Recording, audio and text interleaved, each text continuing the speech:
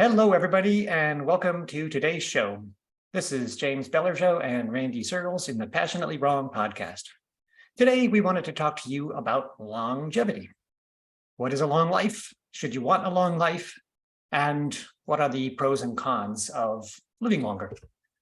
Lifespan has extended radically in the last 120 years. It used to be, for most of humanity, we had a lifespan of under 40 years. The average lifespan was just 37 years up through about 1850, 1880. And then over the course of the 20th century, we expanded humanity's lifespan on average by almost 3 times. It's up to about 70 years. And in developed countries, it's up into the 80s for some countries. So there's 2 things to think about from that perspective. One, we already are living quite a bit longer than most people lived on average throughout most of humanity. And we seem to be extending humanity's lifespan by pretty significant amounts. If you look at the expected longevity at birth today of 70 to 80 across a number of countries, people do still live as much as 50% longer than that. I think the longest lived person was a woman in France. Is she still the record holder, Randy, living almost 120 years? I think so. You have, I think in my notes here, I have 118. Okay. So anyway, that's amazing, right? The number of centenarians, people who live to 100, has been growing quite a lot. That's probably the demographic I've been reading about most because it is an interesting phenomenon. We didn't used to have so many of them. They were extremely rare.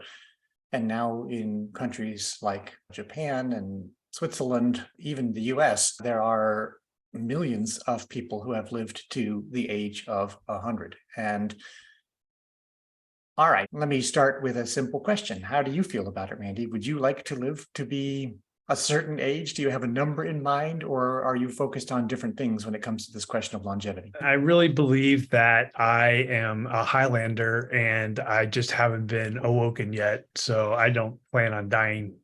So does that mean I have to stab you a few times to establish? No, don't lose your head. Don't lose your that head. part I recall. So I don't have a problem living a long time. Obviously, I want to be able to have a purpose. I think we're going to talk about that later.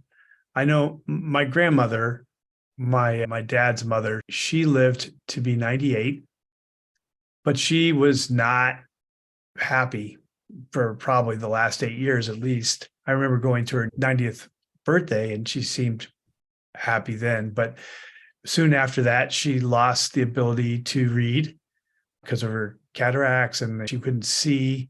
And she refused to listen to like books on tape. She didn't see that as the same experience. And she was a librarian. So she loved to read and she read so many books in her life. And she gave so many good recommendations for me when I was growing up, when I was young. And so that was a big problem for her to enjoy life since she loved to read so much. And yeah, I know she wasn't very happy in the last years of her life, the last probably 5 years, especially. And the last couple of times I saw her, she barely talked and she seemed happy to see me, but that's pretty much as far as it went. So I guess I don't think that's very fun.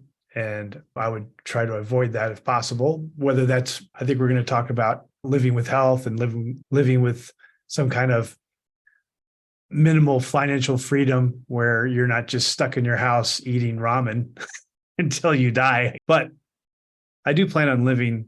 So I did see an article about they have centurion races.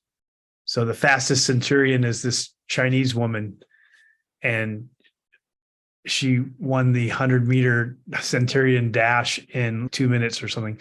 And so my goal is to beat her, to beat this little 5-foot-tall Chinese 100-year-old woman and become the fastest centurion. I don't know, maybe I'll die after that, but as long as I can become the fastest centurion, that's my goal right now. So I also had some long-lived relatives, and it's interesting watching them.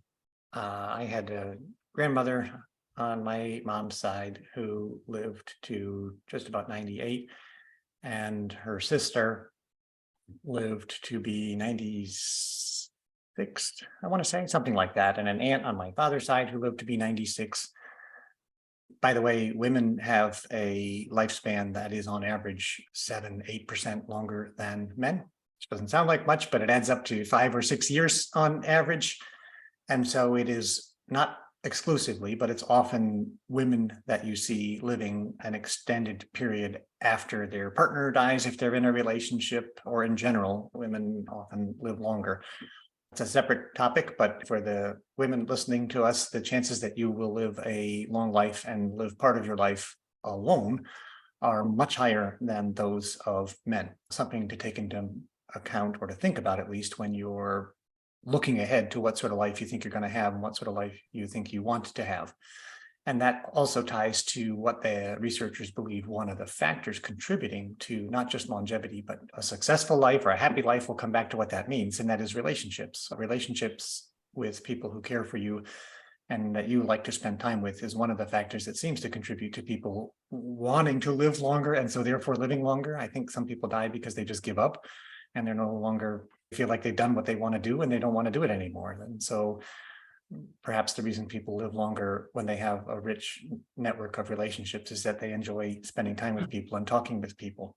My grandmother, coming back to that for a moment, and her sister could not have been more different. They lived completely different lives. They lived across the street from one another for almost their entire lives, but were bitter enemies. The one was thin and ascetic. She didn't eat hardly anything at all. And I used to think it was the restricted calorie diet that contributed to her longevity. But then if you look at her sister, she ate cake for breakfast. She was a big fat lady, hardly ever did anything, and she lived almost as long. So I don't know. But also in terms of their attitude towards life, which is what I'd like to maybe focus for a minute on, they also differed greatly. The one who lived to be 98, her husband was killed in World War II, and she was bitter about that, and she remained single and bitter her entire life long. And she referred to being bitter and angry at different points. We would go to her birthday every 5 years. She lived in Germany and we were far away, so we would visit her periodically, and usually for one of those 5-year birthdays. And they were always circuses, stressful, and she was grouchy, and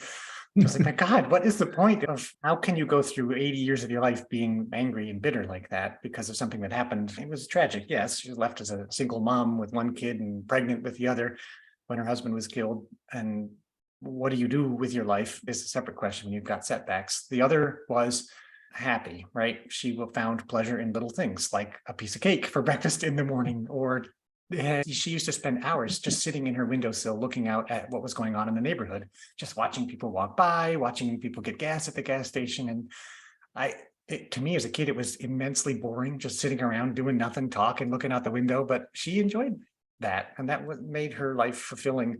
And so what I'll end with, and then turn it back over to you to get your thoughts, is the Stoics also focused on the quality of your life, not the length of your life. Were you satisfied, happy, fulfilled? Could you say you were living a good life? In which case, Seneca, for example, said, better a single day lived in happiness and satisfaction than 100 years living like my grandmother, unhappy and miserable about the way that fate had dealt with her. Any thoughts? Yeah. So my two grandmothers from my mom and dad's side were very different as well. So it's really interesting to see what helps people live longer. And it doesn't seem like happiness is a requirement. My mom's mom was not very educated.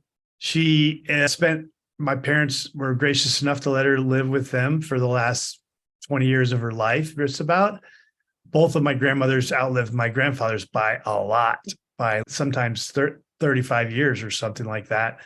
And they never thought about dating anything like that. And when both my grandfathers died in I want to say their 50s, maybe early 60s, and from cancer, both of them a different kind of cancer. So my mom's mom lived with them, and she seemed very happy. She was a card shark.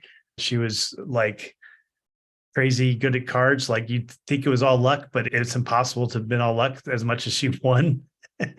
She wasn't much of a reader. She watched television, and she loved to be with her grandkids and everything like that. And my other grandmother was independently wealthy after her husband died.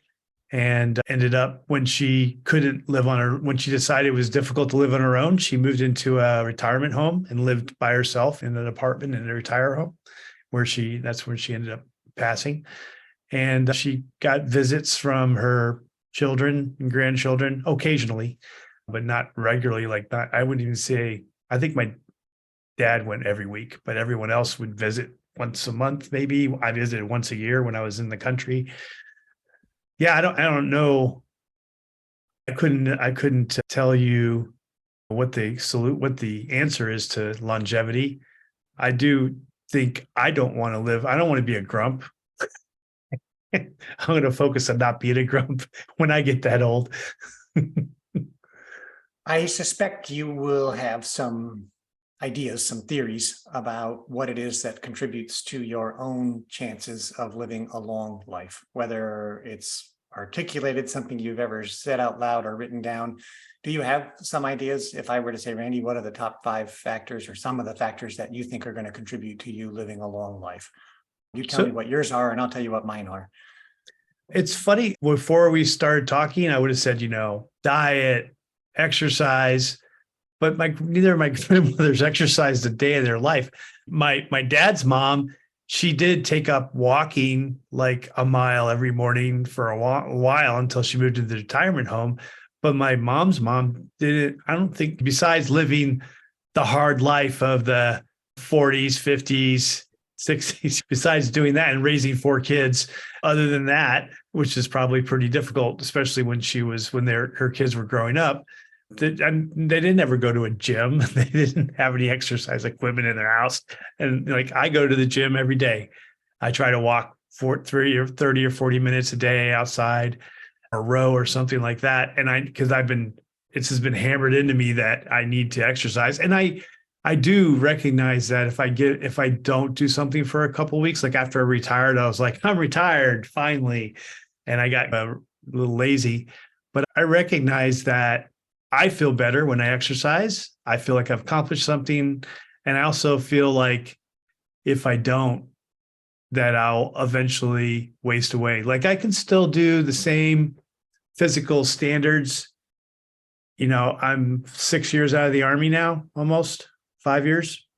And I can still do the same physical standards I did when I got out of the Army.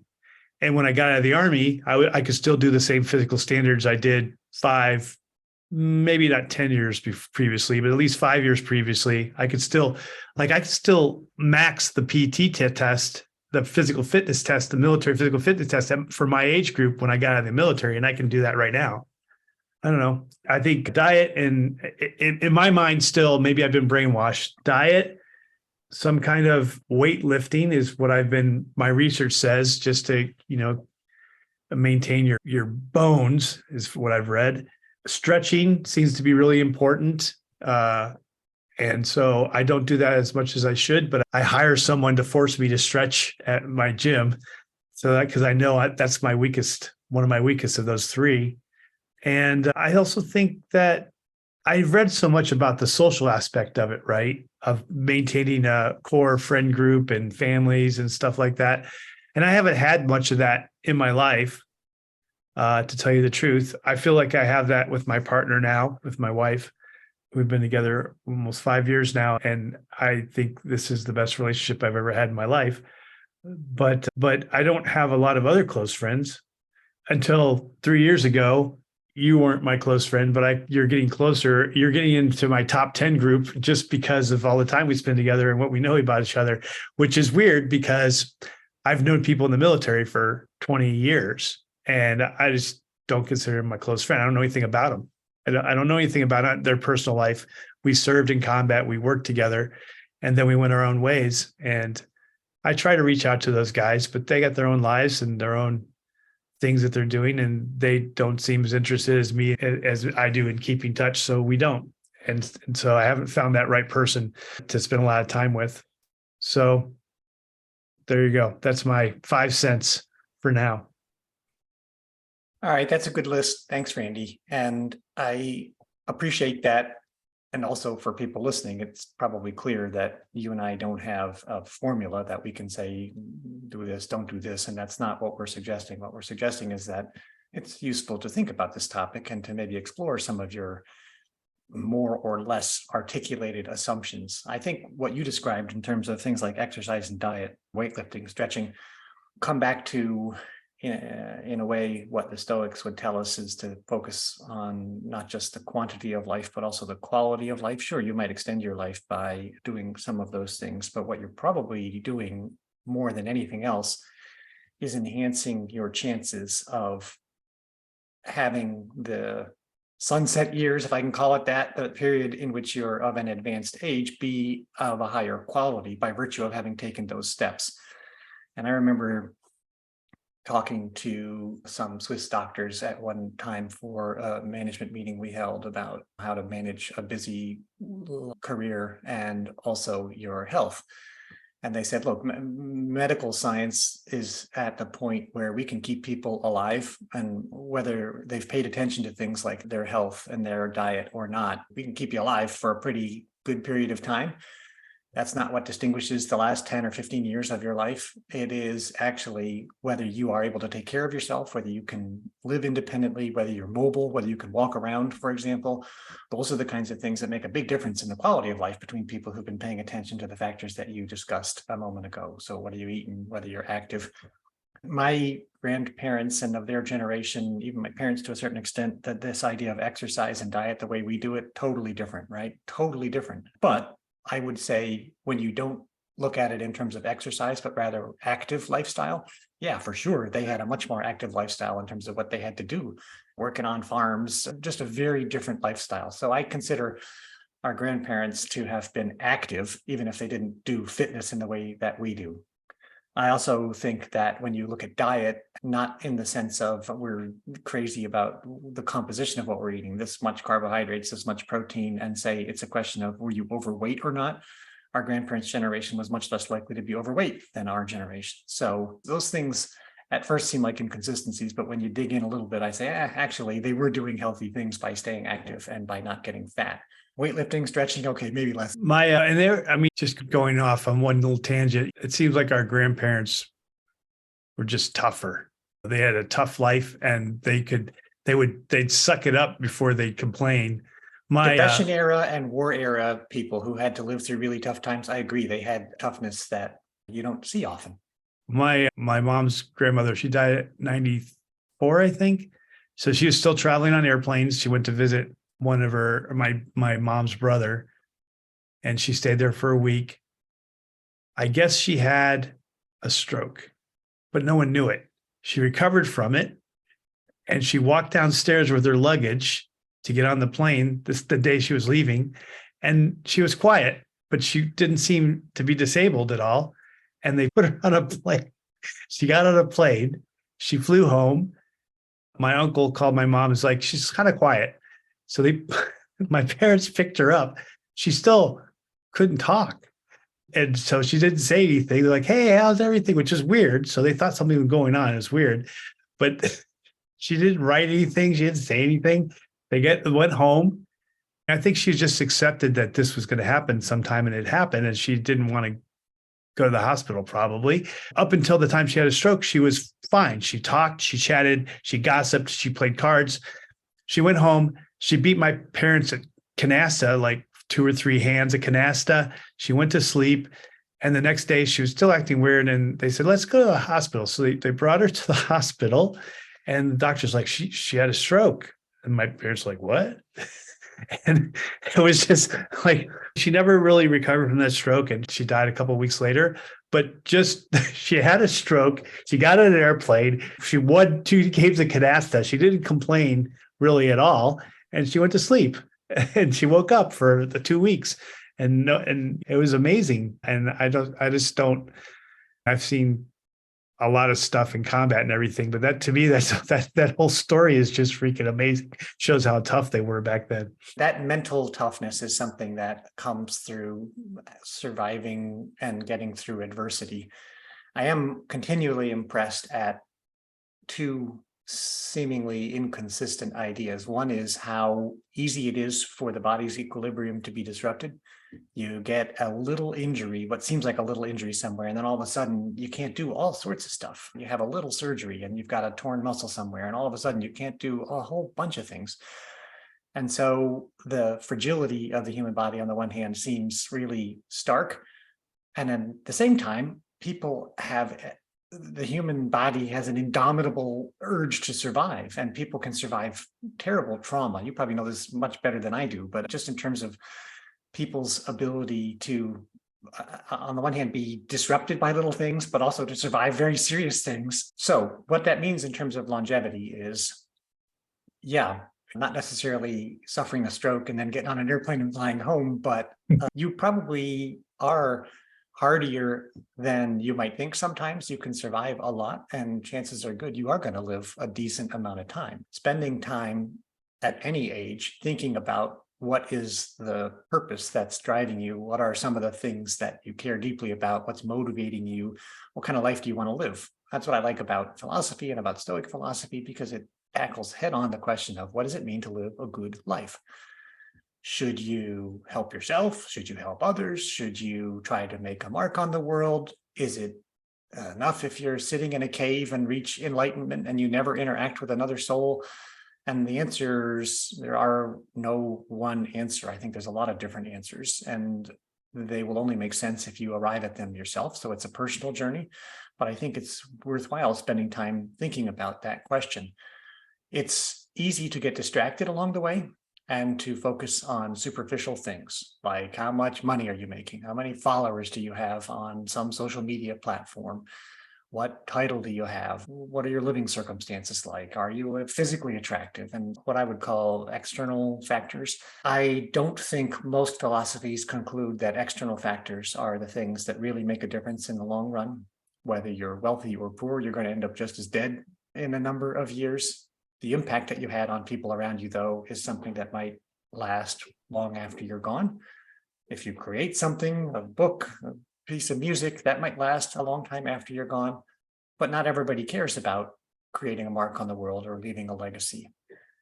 But the basic point I would want to add at this juncture is it's worthwhile thinking about what it means to you individually to live a good life and to take steps now, not later when you're going to retire, or if you're earlier in your career, but right now to think about what does it mean to live a good life. Have you thought about it, Randy? And do you think you are already living a good life, or what steps do you plan to take to continue making sure that you're leading a good life? We've talked about a few of those factors. And besides the fitness and the health, you mentioned already relationships and your current happy relationship with your spouse, which is nice to hear.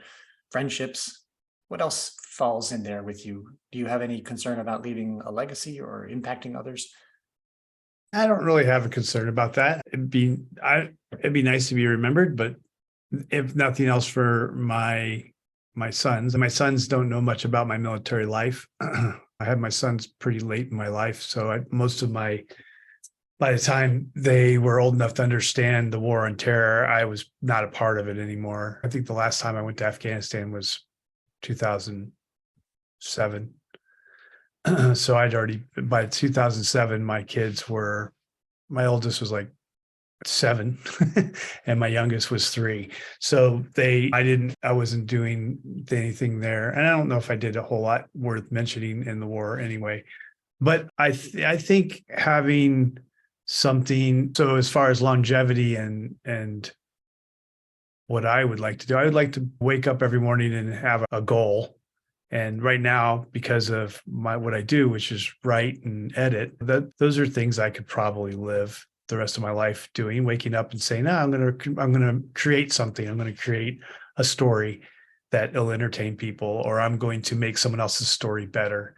That's something I think I could go with. And then at some point, my kids will actually listen to what I have to say to them. Maybe it won't happen until they're 30 or something, but maybe I can give them actually, it's funny because both of them are something Mark Twain supposedly wrote, which was, the older I get, the more I'm amazed at how smart my dad has become in the meantime. When I was 18, I used to think my dad was an idiot, but then as 10 years later, I came back and I'm amazed at how smart he's become. I think that's what it was. So yeah, that's a hope to have. Yeah. But yeah, so my kids actually are coming around right now in their mid-20s and saying, hey, I got a question. I answered that freaking 10 years ago. I'm not going to answer it again.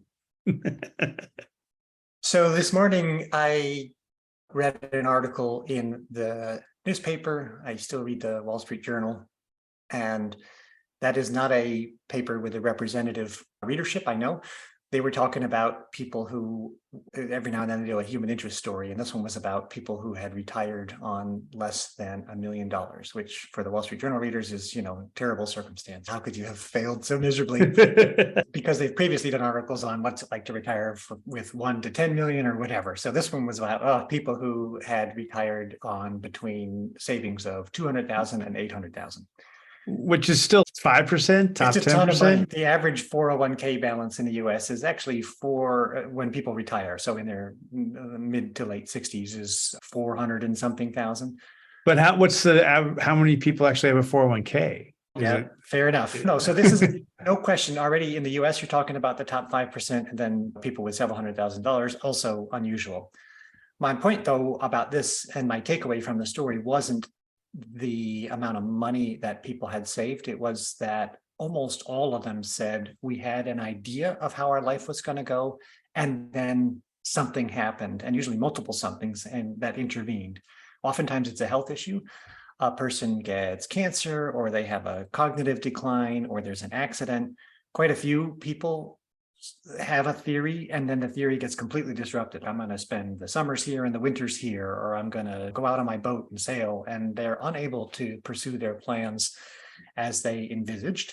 And I think people respond differently to that. For some, it is a major upset and they don't ever get back on track. And for others, no, I'm not going to do what I thought I was going to do. Now I'm going to do this. And they find a way to pivot and to still have a meaningful and enjoyable life. And I think having a plan, and maybe backup plan, and plan A, B, and C, one of them referred to, and now we're on plan pace. B. Yeah, exactly. That seems to be a useful attitude to take towards how your life might go. Because you know what? If there's anything we can say, events are unpredictable. Things will happen that you probably could not have anticipated, and that's okay. Some of them will be serendipitous good events, not just bad luck. And if you're open, this is the same advice I would give to people thinking about their careers. Be open to opportunity. I guess it's the same advice now that I would say I'll try to take as well myself. Yeah, stuff's going to happen that you didn't anticipate. And how does the saying go? Roll with the punches. You need to a little bit be prepared for that eventuality such that it doesn't set you off on a bad path. I can see that. I can see being prepared for those. My parents are probably a good example. My dad had a pretty good job at the end of his career. I imagine it was over 6 figures, 35 years with the same company. And he had a bunch of investments, and he looked at it. He's talked to a financial manager. He's like, yeah, you should be fine. And then 2008 kicked around. And also the health insurance went way up, especially for as a retiree, since he wasn't getting covered by his company anymore. So from working as a high ranking manager in a IT company, computer company, he's front desk at a hotel to make not to make ends meet. He's making enough money to live, but it wasn't the way he wanted to live. So he wanted to make a little bit more money. He wasn't doing a full time at a hotel. He was working part-time, and like night shifts and stuff, but it wasn't his plan. And eventually he found something even better where he could have a little bit more freedom, which was mystery shopping. And that worked out really good for him for about 20 some years. So I can't tell you how many Uber drivers I've met who are people post-retirement who had a change in circumstance and things didn't go as planned. And yeah, I can divide them up in 2 large categories. The ones who are grouchy about having to be now doing something different than they anticipated to make ends meet, and the ones who embrace it and found something really cool about their profession. The ones who are chatty and interested in people and talking about their life and saying how cool it is that they get to meet so many interesting people. And wow, they're such a different attitude is what seems to make the difference to this person in the same situation. One of them's happy, the other one is resentful. I'll just add 2 more things, and then I think from my perspective would be happy to, wrapping up today's session. And the Greeks had the idea that you couldn't take the measure of a person's life until they had lived it. And it was more than just your own experiences that contributed to what made up for a good life. So Solon, I think it was, who said, you count no man lucky until he's dead. You really don't know what life you will have led until it's over. And Aristotle went even further and said, it's not just your own life, but that of the people around you that you need to take into account. Let's say you've got kids and one of them becomes a mass murderer. And so how does that impact your influence on the world? Or one of them has drug problems or dies early. So you really can't say what it is your life is going to amount to until you've lived it out and you know what's happened both to you and to the people that are close to you.